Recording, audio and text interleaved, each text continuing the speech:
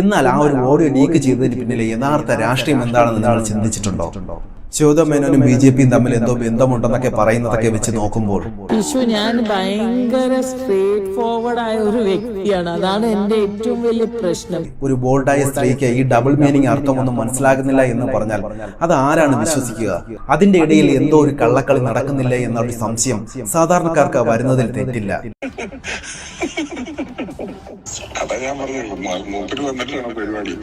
ആ പരിപാടി അങ്ങനെയൊന്നുമില്ല. കൃത്യമായ രാഷ്ട്രീയ ധാരണയും ക്ലാരിറ്റി ഓഫ് തോട്ടുമുള്ള ഒരു നേതാവെന്ന് നമ്മളൊക്കെ വാനോളം പുകഴ്ത്തിയ രമേശ് പിഷാരടിക്ക് ഇപ്പോൾ എന്താണ് സംഭവിച്ചത്? രാഹുൽ മാങ്കൂട്ടത്തിനെ മാറ്റി പിഷാരടിയെ പാലക്കാട്ടേക്ക് കൊണ്ടുവന്നപ്പോൾ അയ്യോ പിഷാരടി വേണ്ടായിരുന്നു എന്ന് പറഞ്ഞു നിൽക്കുന്ന കോൺഗ്രസുകാരുടെ അവസ്ഥയാണ് നമ്മളിന്ന് കാണുന്നത്. നമുക്ക് കാര്യങ്ങളൊക്കെ ആദ്യം തൊട്ടേ നോക്കാം. പാലക്കാട് ഉപതെരഞ്ഞെടുപ്പ് സമയം. രാഹുൽ മാങ്കൂട്ടത്തിൽ അവിടെ സ്ഥാനാർത്ഥിയായി നിൽക്കുമെന്ന് എല്ലാവരും കരുതിയിരുന്ന സമയം. എന്നാൽ അപ്രതീക്ഷിതമായിട്ടാണ് രമേശ് പിഷാരടിയുടെ കടന്നുവരവ്. രാഹുലിനെ മാറ്റിയിട്ട് വേറെ ആര് വന്നാലും പാലക്കാട് വിജയിക്കത്തില്ല എന്ന് പറഞ്ഞവരുമുണ്ട്. പക്ഷേ അദ്ദേഹത്തിൻ്റെ പ്രചരണം തുടങ്ങിയതോടെ ആ ഒരു കാറ്റ് മാറി വീശാൻ തുടങ്ങി.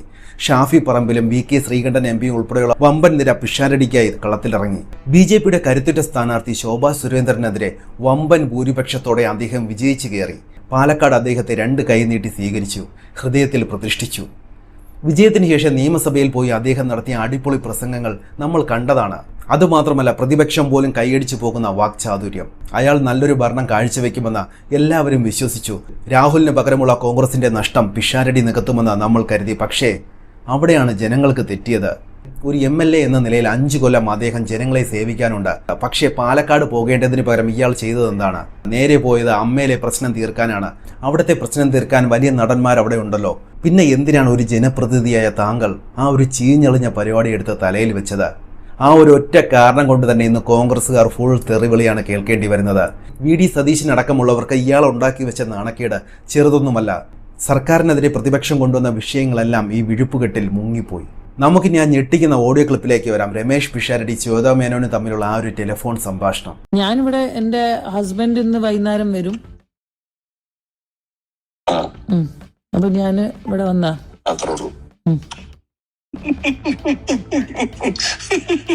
ഹലോ എന്ത് ഞാനേ നിങ്ങളുടെ ക്രൗൺ പ്ലാസ എന്താ പരിപാടി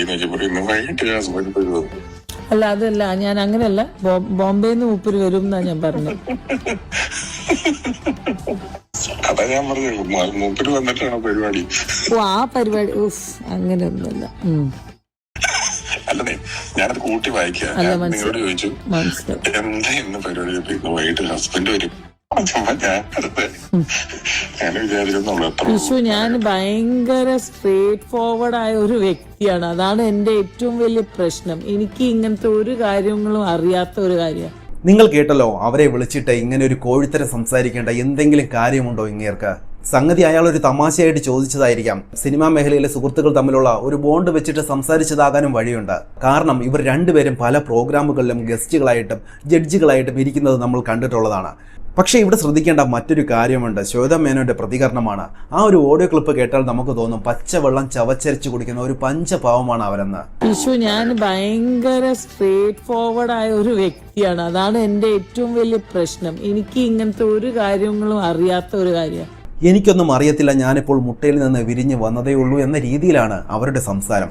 ഒരു ബോൾഡായ സ്ത്രീക്ക് ഈ ഡബിൾ മീനിങ് അർത്ഥമൊന്നും മനസ്സിലാകുന്നില്ല എന്ന് പറഞ്ഞാൽ അത് ആരാണ് വിശ്വസിക്കുക? അതിൻ്റെ ഇടയിൽ എന്തോ ഒരു കള്ളക്കളി നടക്കുന്നില്ല എന്നൊരു സംശയം സാധാരണക്കാർക്ക് വരുന്നതിൽ തെറ്റില്ല. പിഷാരടി ആളുകൾ കീറി മുറിക്കുകയാണ്. അത് അദ്ദേഹം അർഹിക്കുന്നത് തന്നെയാണ്. വളരെ സ്ട്രെയിറ്റ് ആയിട്ട് തന്നെ രമേശ് പിഷാരടിയുടെ മുഖമടച്ച് ശോഭ മേനോൻ കൊടുത്തു എന്നാണ് പലരും കരുതുന്നത്. എന്നാൽ ആ ഒരു ഓഡിയോ ലീക്ക് ചെയ്തതിന് പിന്നിലെ യഥാർത്ഥ രാഷ്ട്രീയം എന്താണെന്ന് നിങ്ങൾ ചിന്തിച്ചിട്ടുണ്ടോ? ശോഭ മേനോനും BJPയും തമ്മിൽ എന്തോ ബന്ധമുണ്ടെന്നൊക്കെ പറയുന്നതൊക്കെ വെച്ച് നോക്കുമ്പോൾ പിഷാരടിയെ രാഷ്ട്രീയമായി തകർക്കാനുള്ള കൃത്യമായ ഒരു പൊളിറ്റിക്കൽ അജണ്ട ഇതിന് പിന്നിലുണ്ടോ എന്ന് നമ്മൾ സംശയിക്കേണ്ടിയിരിക്കുന്നു.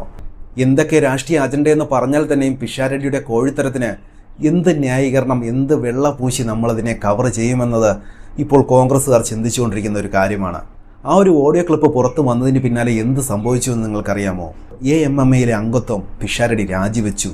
അതുമാത്രമല്ല, അദ്ദേഹം പറഞ്ഞത് ഇത് വെറും രാജി മാത്രമല്ല, ഞാൻ ഇനി ഒരിക്കലും ഇങ്ങോട്ടേക്ക് തിരിച്ചു വരില്ല എന്നും പിന്നെ ഓഡിയോ ക്ലിപ്പ് പുറത്തുവിട്ടതിൽ തനിക്ക് വേദനയുണ്ട് എന്നുമാണ്. സുഹൃത്തുക്കളെ കണ്ണടച്ച് വിശ്വസിച്ചതാണോ അദ്ദേഹം ഈ ചതിയിൽ വീണതിന് കാരണം? പക്ഷേ ഇതൊരു ചതിയായിട്ട് നമുക്ക് കാണാൻ കഴിയില്ല. സിനിമാ ലോകത്തെ ഇത്തരം നെറികെട്ട സംഭാഷണങ്ങൾ പലതും ഇപ്പോൾ മറനീക്കി പുറത്തേക്ക് വരികയാണ്. കുറച്ച് ദിവസം മുമ്പ് കുറച്ച് നടികൾ ശ്വേതാ മേനോൻ BJP-യിൽ നിന്ന് 2 കോടി വാങ്ങിയെന്ന് ആരോപിച്ചു. ആ ഒരു കാര്യത്തിനെതിരെ ഇന്ന് അവർ പ്രതികരിച്ച് കളത്തിലിറങ്ങിയിട്ടുണ്ട്. സ്ത്രീകൾ തമ്മിൽ തല്ല് തുടങ്ങിയാൽ അവർ അത് നിർത്തില്ല. അതിൻ്റെ ഇടയിലേക്ക് വലിഞ്ഞു കയറി ചെല്ലുന്ന ആണുങ്ങൾക്ക് പുതിരെ തല്ല് കിട്ടും. അതാണ് ഇവിടെ പിഷാരടിക്ക് സംഭവിച്ചത്. 2 വെള്ളത്തിൽ കാല് ചവിട്ടിയ പിഷാരടിയെ ശ്വേതാ മേനോൻ വലിച്ച് വെള്ളത്തിലേക്ക് ഇട്ടു. അതാണ് ഇവിടെ നടന്നത്. നിലവിളിച്ചോടിയ പിഷാരടിയുടെ രാഷ്ട്രീയ ഭാവി അവിടെ തീർന്നോ എന്നത് നമുക്കിനി കണ്ടറിയണം. എന്നാലും ഇന്ന് സിനിമാക്കാരുടെ ഉള്ളിലെ ഈ കളികളും PR വർക്കുകളും ജനങ്ങൾക്ക് മുന്നിലേക്ക് തുറന്നു കാട്ടപ്പെടുമ്പോൾ നമ്മൾ എന്ത് വിശ്വസിക്കണം, നമ്മൾ എന്ത് അവിശ്വസിക്കണം എന്നൊരു കൺഫ്യൂഷനിലാണ് നമ്മുടെ സാധാരണ ജനങ്ങൾ. പിന്നെ കഥ കടച്ചിരുന്നിട്ട് കുറച്ച് പേർ അങ്ങോട്ടും ഇങ്ങോട്ടും കാര്യങ്ങൾ തീരുമാനിക്കുന്ന സിസ്റ്റമൊക്കെ ജനങ്ങൾ അറിയണം.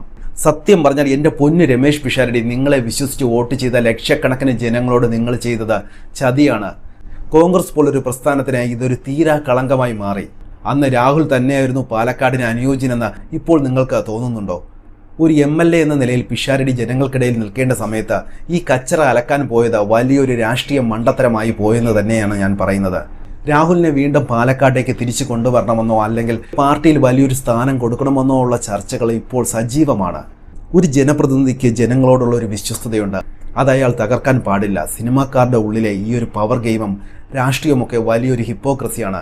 ഇനി എന്തൊക്കെ തന്നെയായാലും പിഷാരടിക്ക് ഇനി ആ ഒരു പഴയ പ്രതാപത്തിലേക്ക് തിരിച്ചു വരാൻ കഴിയുമോ, അതോ ഇനി പാലക്കാടിനെ അദ്ദേഹം ഒരു ഉപതെരഞ്ഞെടുപ്പിലേക്ക് തള്ളിവിടുമോ എന്നത് നമുക്ക് ഭാവിയിൽ കണ്ടറിയണം.